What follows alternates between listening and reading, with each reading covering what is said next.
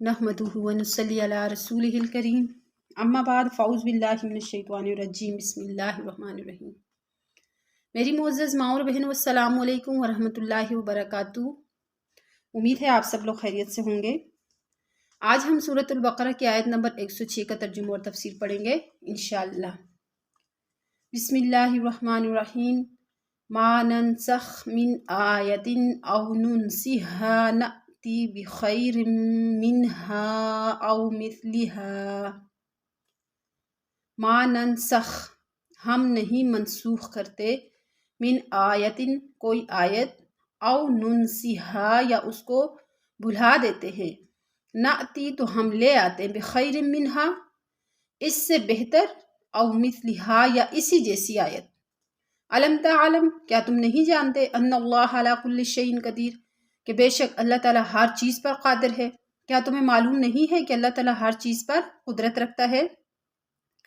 एक चीज़ को मनसूख करके उसकी जगह दूसरी ले आना, ये कोई अल्लाह पाक के कुदरत से बाहर नहीं है। वो सब कर सकते हैं, वो हर चीज़ पर कादिर हैं। अब यहाँ पर चूँकि यहूद को आप सल्लल्लाहु अलैहि वसल्लम से और मुसलमानों से बड़ा हसद था इस बात पर कि इनकी नस्ल में नबी क्यों आया और उसको नबूवत और उसको कुरान क्यों मिला, इसलिए वो हर वक्त इस धरपे पे होते थे कि कोई बात ऐसी हमें मिले कि जिसकी वजह से हम मुसलमानों के दरमियान इख्तलाफ डालें उनके नबी के बारे में, उनके कुरान के बारे में, ताकि वो उसको मानना छोड़ दें या कम से कम उस पर शक ही करें। जब वो शक करेंगे तो ज़ाहिर है जब इंसान किसी चीज़ पे शक करने लग जाता है तो उसके ऊपर से यकीन ख़त्म हो जाता है और फिर आहिस्ता आहिस्ता वो शक जो है वो सब कुछ बर्बाद कर देता है। तो इस तरह ये मुसलमानों के दिलों के अंदर शक पैदा करने लग गए।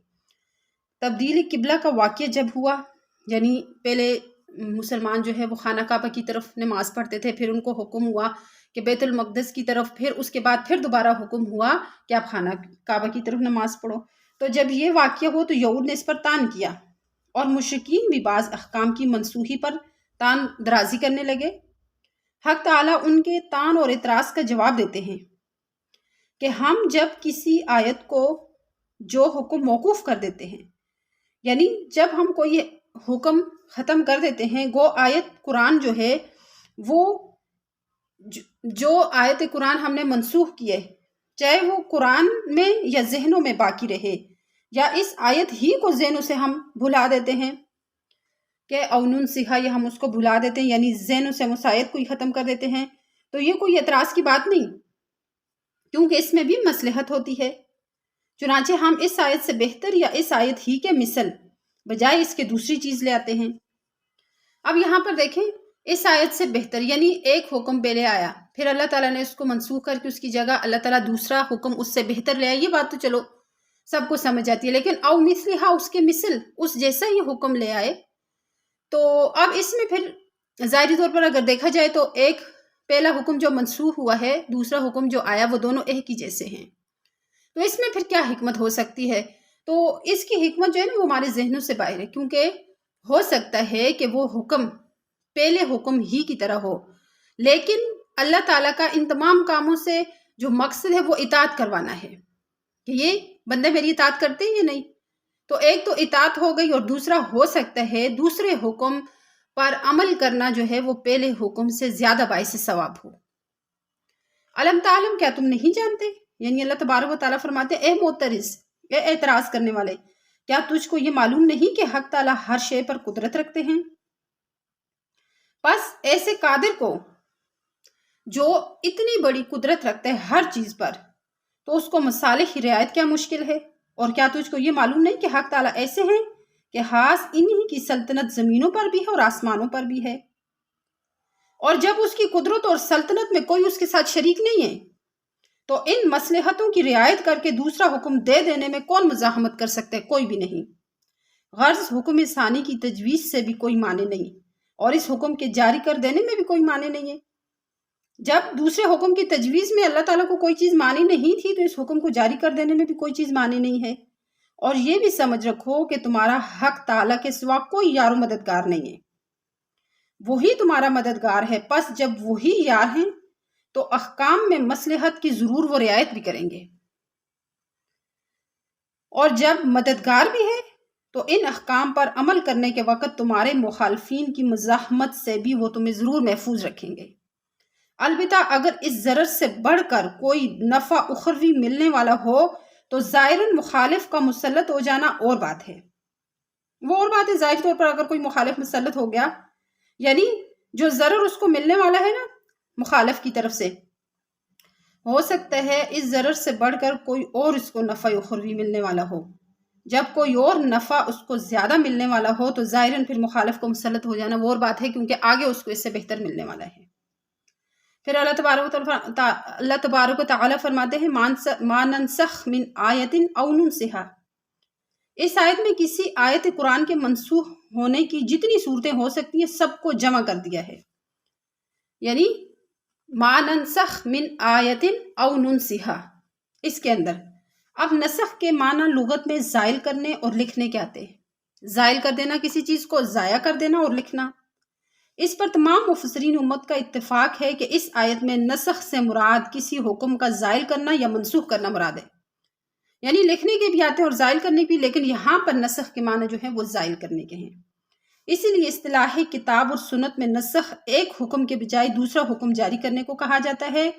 ہاں وہ دوسرا حکم یہی ہو کہ سابق حکم جو پچھلا حکم تھا وہ بالکل ختم کر دیا جائے، یا یہ ہو کہ اس کی جگہ دوسرا عمل لایا جائے۔ اب دیکھیں، دنیا کی حکومتوں میں اور اداروں میں کسی حکم کو منسوخ کر کے دوسرا حکم جاری کر دینا یہ مشعور اور معروف ہے، لیکن انسانوں کے احکام میں نسخ کبھی اس لیے ہوتا ہے کہ پہلے کسی غلط فہمی سے ایک حکم جاری کر دیا،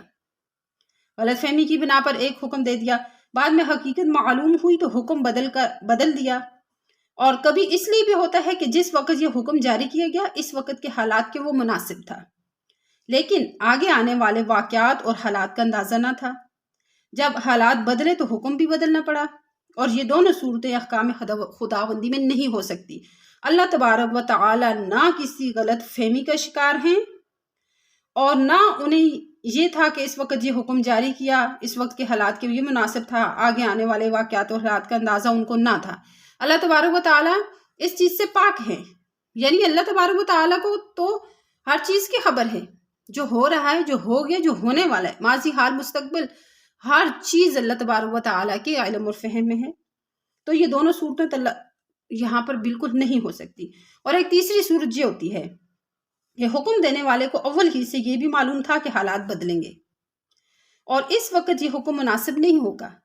دوسرا حکم دینا ہوگا، یہ جانتے ہوئے آج ایک حکم دے دیا، اور جب اپنے علم کے مطابق حالات بدلے تو اپنی قرارداد سابق کے مطابق، یعنی اپنی جو پچھلی قرارداد تھی اس کے مطابق حکم بھی بدل دیا۔ اب اس کی مثال ایسی ہے جیسے مریض کے موجودہ حالات کو دیکھ کر حکیم یا ڈاکٹر ایک دوا تجویز کرتا ہے، اور وہ جانتا ہے کہ 2 روز اس دوا کے استعمال کرنے کے بعد مریض کا حال بدلے گا، اس وقت مجھے دوسری دوا تجویز کرنا ہوگی۔ یہ سب کچھ جانتے ہوئے وہ پہلے دن ایک دوا تجویز کرتا ہے، پھر دوسرے دن کے جو مناسب ہو وہ دوا اس کو دیتا ہے، یعنی حالات بدلنے کے مطابق دوا بھی چینج ہوتی ہے۔ اب ماہر حکیم ڈاکٹر یہ بھی تو کر سکتے ہیں کہ پہلے دن ہی پورے علاج کا نظام لکھ دے کہ تم نے 2 روز تک یہ استعمال کرنا ہے، اس کے بعد یہ، پھر یہ، اور پھر یہ، لیکن ایسا کرنا مریض کی طبیعت پر بے وجہ ایک قسم کا بوجھ ڈالنا ہے، اور اس میں غلط فہمی کی وجہ سے جو ہے وہ کچھ گڑبڑ کا بھی خطرہ ہوتا ہے، اس لیے وہ پہلے ہی سے سب تفصیلات نہیں بتلاتا۔ اللہ جل شانہ کے احکام میں اور اس کی نازل کی ہوئی کتابوں میں صرف یہی آخری صورت نسخ کی ہو سکتی ہے کہ اللہ تبارک و تعالیٰ کو معلوم تھا، ان کے علم میں تھا کہ جس وقت تک یہ حکم چل رہا ہے،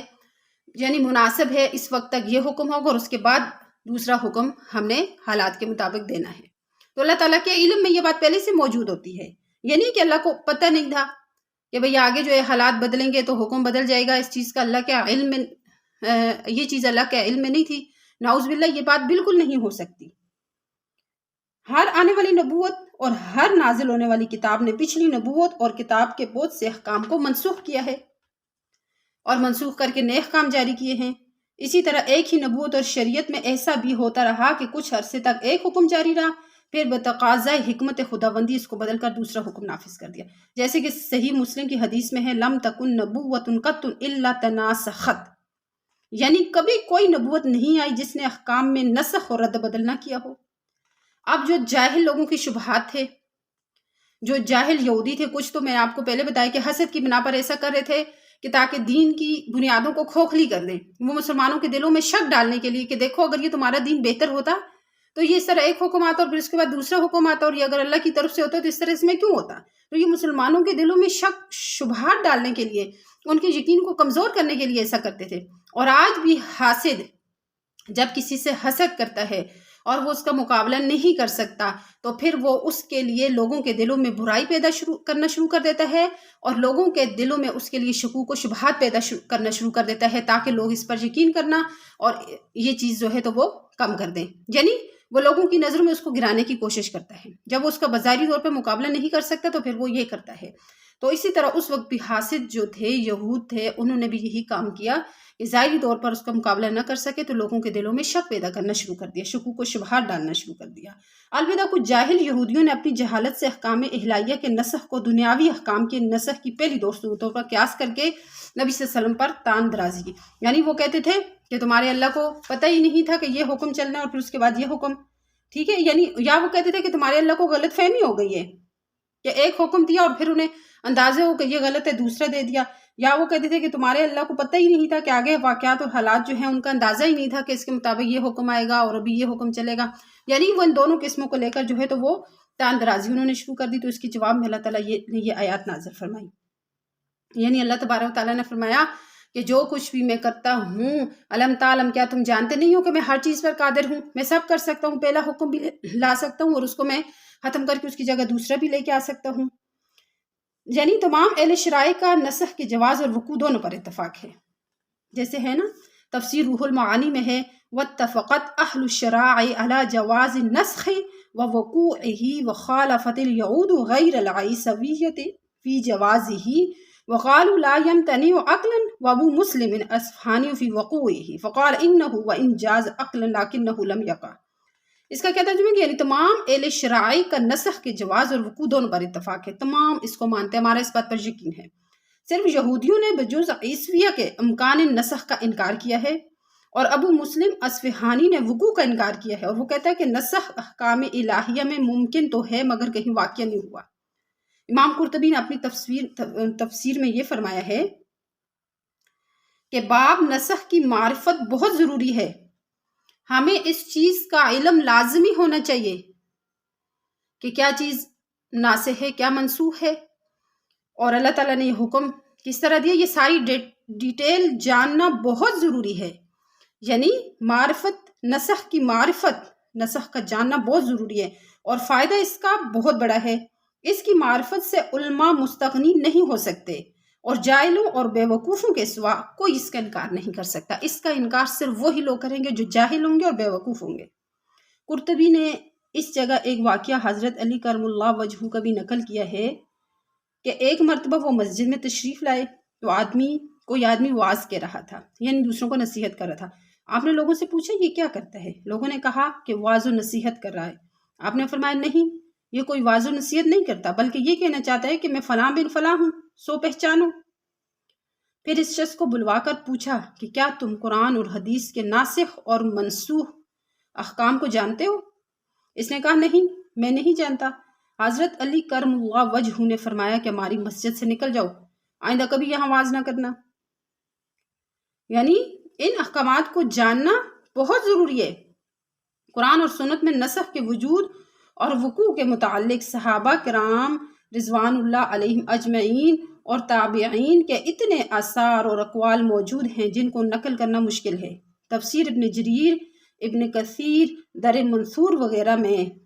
بہت زیادہ احادیث جو